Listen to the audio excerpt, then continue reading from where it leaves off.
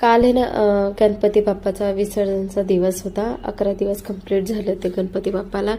तर मस्तपैकी त्यांच्याच नैवेद्याची तयारी होत होती. सकाळी सकाळी खीर आणि पुरी आणि मठची भाजी बनवायची होती. तर खीर इथं चढतच होती, म्हणजे बनतच होती, रेडी होती. मठची भाजी पण मी वघारून दिली होती आणि पुरींसाठी पण कणिक बांधून रेडी होतं. तर सकाळपासूनच म्हणजे उत्सुकता तर भरपूर होती, गणपती बाप्पाच्या नैवेद्याची तयारी करतोय म्हणून असं. पण ज्यावेळेस सगळं नैवेद्याची तयारी ते झालं, मोदक पण बनवले होते आम्ही गणपती बाप्पासाठी. राणीने मोदकची तयारी केली होती आणि इथं खीर पण रेडी होऊन गेली होती आणि इथं आता मी पुऱ्या लाटून लगोलगत तळणार होती.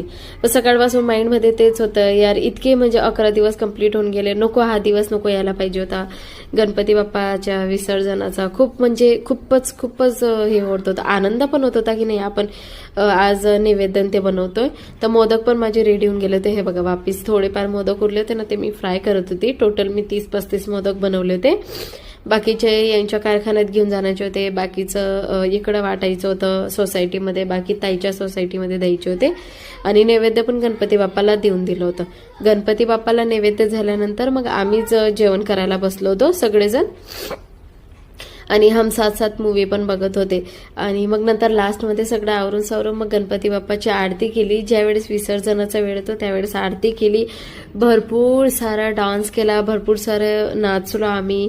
आणि फायनली जी वेळ नको होती ना तीच वेळ आली गणपती बाप्पाच्या विसर्जनाची. जाण्याची वेळ नको होती, पण म्हणतात ना की जाणार तेव्हा पुढच्या वर्षी लवकर येणार.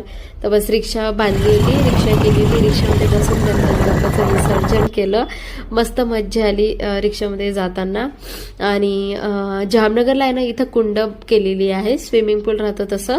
तर ते स्वतःच लोक आतमध्ये कुदलेले राहतात आणि तेच गणपती ते वगैरे घेऊन जातात. तर अशा प्रकारे आम्ही गणपतीचं विसर्जन तर झालं, पण नेमकं घरी येताना इतकं उदास वाटत होतं ना, असं वाटत होतं की म्हणजे 11 दिवस पाहुणे आले होते नाही, चालले गेले नाही, एकदम घर एकदम खाली खाली होऊन गेलं. रिक्षामध्ये बसून येताना भरपूर मायुसी आणि भरपूर कसं तरी काहीतरी होत होतं. असं वाटत होतं ना एका कोपऱ्यामध्ये जाऊन कितीतरी रडून घ्यावं. पण माहिती होतं आपल्याला की एक ना एक दिवस गणपती बाप्पा जाणारच आहे, तेव्हा जाऊन पुढच्या वर्षी येणार. घरात येण्याची इच्छा बिलकुल होत नव्हती. घरात येताच बरोबर ती जागा खाली दिसली जी गणपती बाप्पाची होती आणि खूप कसं तरी काही वाटलं.